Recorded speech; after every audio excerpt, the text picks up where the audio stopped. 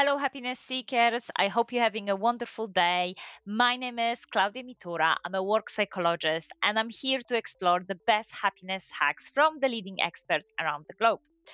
This is a little bit different episode because guess what? This is the final episode of series 3. I mean, oh my god, I personally don't believe it. But during the series 3 of And Happiness, we had a chance to hear from 26 different experts on so many different and varied topics of happiness, from achievement and how to avoid burnout to X factor, so how to apply our strengths to find more meaning in life.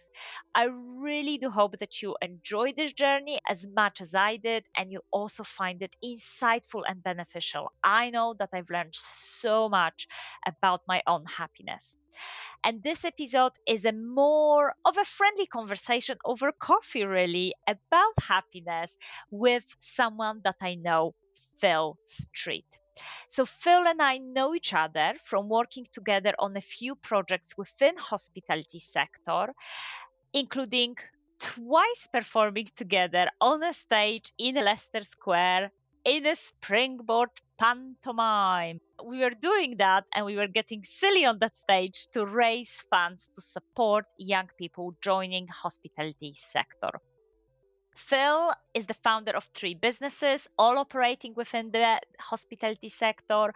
He is also the host and producer of the award winning Hospitality Meets podcast, when he shares inspirational stories of individuals who make up the world of hospitality. And in our conversation, we specifically talk about what is happiness. Can we define it? Do we have our own definition? What habits are helpful in sustaining happiness daily? And how can we stay inspired and motivated in life? Because let's be honest, we all need that at different points of our life, week, or a month. I hope you will enjoy this conversation and thank you so much. I truly, truly mean it. Thank you so much for listening to series 3 of And Happiness and being with me on this journey. Whilst I'm preparing for series 3, please stay in touch. All of the information about unhappiness and also all of the information how to contact me if you would like to have a bit of chat are on andhappiness.co.uk. I would love to hear from you. You can also sign up for my monthly pod letter so you know exactly what's happening and when the series 4 will be launching. You can also check out my email course on happiness, in which I'm providing key scientific insights on well being and giving you a practical action that you can implement straight away to boost your happiness. You can also follow me on Instagram for a daily dose of practical tips on happiness at @happinessofficial. I dare you to be happy. Thank you so much again, and I see you very soon. Hope you enjoyed this conversation with Phil.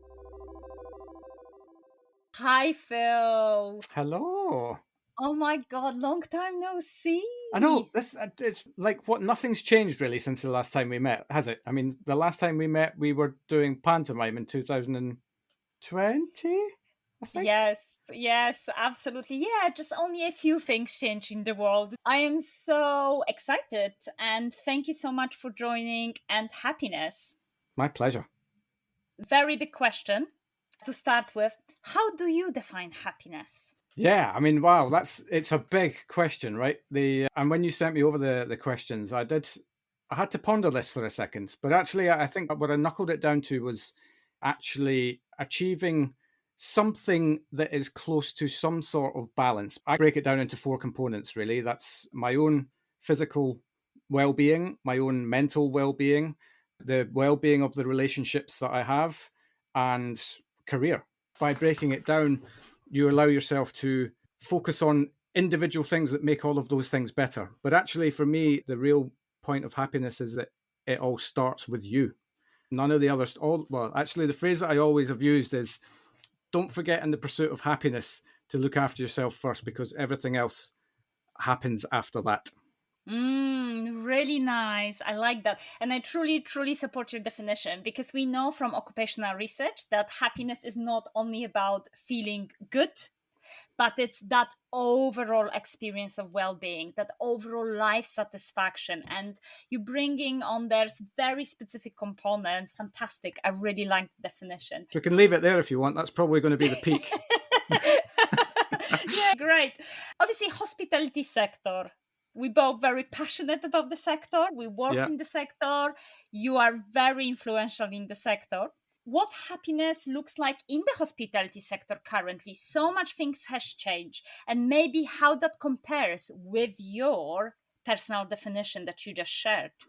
I think, again, that's a very difficult question to answer, because I think what is happiness to me is not happiness to somebody else. So to answer on behalf of the industry, I don't think I'm qualified to do that. I think the one thing that I'm eminently aware of, which hospitality is really working hard to doing, is improving the well-being of people who come and work in your business. And I think that's a really great place to start.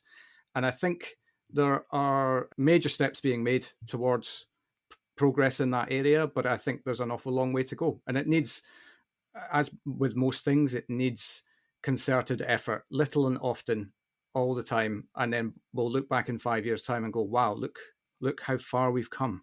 It's fantastic that we're recognizing that happiness is not longer good to have, or it's just like a fluff. We actually know how important it is in the workplace. So important, isn't it? I mean, like, there's so much been written about this, around the fact that if you look after your people and keep them as happy as they can be when they're in your four walls, they do their best work. Which means that your business improves, whatever, especially in the world of customer service, right? I mean, when you're responsible for giving people amazing experiences as they come into your business.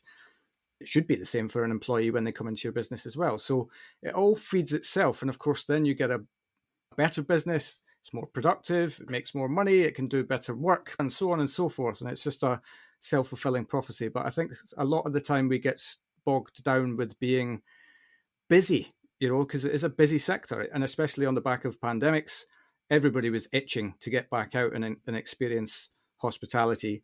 I think we've got to be able to reflect on where we're at and where do we want to get with this. And thankfully, that's a conversation that's consistently on the agenda now. Nick Marks, it's a happiness statistician. I mean, what a cool job. And he said that miserable people do miserable work. And as brutally honest that sentence sounds, especially I think in hospitality sector, that sentence applies. Because without the employee happiness, how are we supposed to generate customer happiness? And in the end of the day, hospitality industry exists for that happiness of customers, right? So I think so great to hear that conversation is continuing and it's now at the center within the sector. In your definition, you mentioned very specific components, but you also mentioned kind of working on those components separately. I'm just wondering, what habits help you maintain happiness daily? It's easier to be happy when everything is gravy around us. But what about especially on the days when we might be having difficult emotions, difficult situations? What kind of habits helps you maintain happiness long term?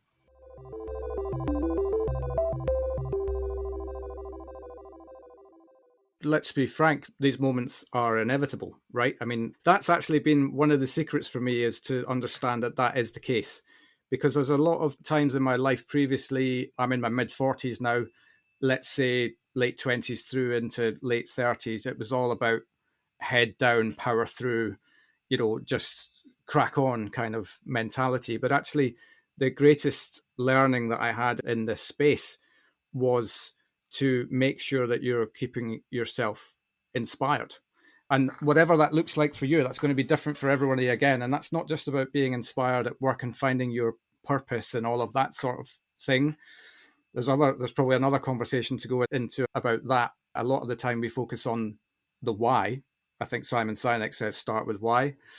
But actually we need to be focusing a lot on the what as well. And the greatest example you can give around that is that you look at the health sectors and teaching and education, you couldn't hope to have a collection of people who have a stronger why as to why they go into the sector. But actually, there's the biggest disconnect at the moment in both of those sectors. There's many people leaving those sectors because of the what, and that is the pressure that's being put on them, the hours that they're having to work, and all of that. And you can translate that into your own life for me as well. Is that the greatest routine that I have is that my morning routine is sacred. If I change that, it changes me as a human during the day. And the greatest part of that is actually around the exercise and mindset stuff that I do. If I don't do that, I know that by the time that I get to 3 o'clock in the afternoon, my mood's dropping, my energy levels drop. Then I enter into bad habits where I might, have a chocolate bar or something like that to try and elevate, which leads to the wrong kind of cycle to get into. So this is going to be different for everyone, but the morning routine for me is a massive, it's a non-negotiable for my own personal well-being in terms of how I find the greatest happiness throughout my day. Phil, except that you're blaming a lot on that poor chocolate bar. I mean, there's a time for a chocolate bar, right? Yeah, exactly. Let's not get excessive here. I really appreciate that. Good morning routine, as you said, setting those behaviors, setting those mindset. And it's so important that we really follow those habits, right? It's so easy to say, oh, don't worry, today I'm not going to meditate, do yoga, go for a walk, exercise, eat healthy, whatever it is, but actually it has such a knock-off effect at the end of the day. You also touched around maybe those kind of difficult moments, like the pressure, like some challenges. And again, is there an ideal workplace out there that doesn't have it? Doubtful, because there is lots of change around us. There is lots of things we cannot control. And on top of that, we also have personal challenges as well. And we need to get out of our comfort zone many times. So what specifically you do when it comes to boosting your resilience in those moments of challenge? Maybe it's going to sound a little bit like an oxymoron when I say this, but actually one of the things that I do is step away from the moment. If I feel like I am being consumed by what's going on, if there's a deadline that needs to be met and the pressure's there, whatever it might be, you had a to-do list of 5 items. By the time you're an hour into your day, that 5 items has gone up to 15 and you're just not making any kind of headway. Actually, again, that comes back to what we were talking about earlier on around the powering through can be very counterproductive in that moment. Actually, the headspace to clear down the emotional reaction that you're having to the stress, I find incredibly important. Sometimes we forget the most powerful solution is the most simpler one, which is really taking that pause. So really interesting. You mentioned also inspiration, to stay inspired. Tell me more. Well, I'm late to the party on this one. This is something that I realized maybe only even about 2 years ago. Why I learned about this was actually doing exercise. And there's little moments of music as an example that if you're listening to it at a certain time and you're struggling at the time to, I don't know, maybe you've got 5 minutes to go on the treadmill or whatever, and you're just hitting the wall a little bit. And then this music comes on that really gets the adrenaline going or something like that. And for me, I'm afraid to say that, that would be somebody like System of a Down. It's something very high octane, aggressive, but it gets the adrenaline going. By the same token, I found that actually if you apply that into the workplace, certainly for me, I love music. So that's one of my places to go in any kind of moment of toughness, is that just find the thing that gets you smiling again. It can be as simple as, and this is going to be different for everyone. Again, you've got to go and spend time to go and find your spark, because it can be in music, it can be in podcasts, have to say that, it can be in movies, whatever it is, walking the dog, I don't know, just going out for a walk and connecting with nature, whatever it is, you've got to understand, and there's bound to be a list of easily 5 to 10 things that bring you joy, and they're simple to implement. And I think when you find them, and certainly when I found them, it was a game changer in terms of my productivity across a day, because now I've got these external elements that I can bring into my life that give me that inspiration, that helps me lift myself again. and gets me past whatever it is that I'm trying to get past. Oh, I love that. I really do. We all very much aware about triggers, like events and situations that cause maybe that stress, those very anxious responses that we may have. But actually, on opposite spectrum, there are something called glimmers. So exactly that, those little moments of joy. So for you, music, anything else? Yeah, absolutely.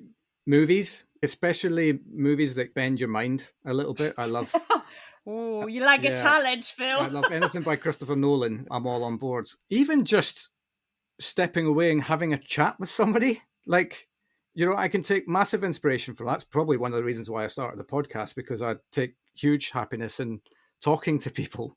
And especially if you're kind of head down, focused on laptop, chomping away at the keyboard or whatever, and you're just not finding the inspiration that you need. And, the best thing for me certainly has always been to step away and go and have a chat with somebody, but make sure that they're in a position to chat with you, because you don't want to disturb their happiness. And that's another key point for me, is that, and this is something that again I think has just come to me as I get a little older, is that actually the happiness of other people around me is as important to me as my own happiness.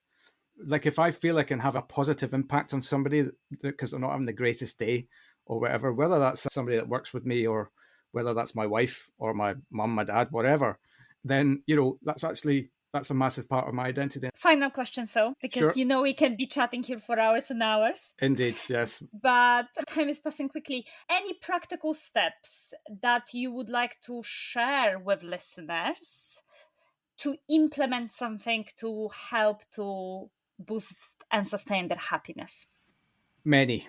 I think the routine, as I said, find your own routine. That's what works for me. Go and spend some time and really figuring out when you get the best out of yourself. I'd also find time to go and learn what inspires you. And yeah, all of this is a reflection thing for me. And I think reflection on where you are and what you're doing, and in these moments of adversity that are inevitably going to hit you in your life, to be able to come through the other side of that as quickly as possible, but making sure you're dealing with it in the right way. I think you've got to be reflective about yourself. Like, it all stops and starts with you. You can't put the blame on somebody else for your happiness. Like, you're responsible for that. And if something's not working within that whole arrangement, then change it. But you've got to be able to then give yourself the time to be able to analyze that in your life. And that's where the secret is, I think, for me, is that give yourself time to figure out what it is that makes you happy. And that sounds like such a simple statement when you say it like that, but it's massively important, right? And we don't give ourselves enough time sometimes. Absolutely. I always say that, unfortunately, when you're writing your to-do list, where is happiness on that list? Yeah, it should be number one, right? Absolutely, it should be number one. How am I today ensuring that I am happy and making that positive impact in the world? No, that's fantastic. Thank you so much, Phil. It has been lovely to chat to you and discover more about your happiness.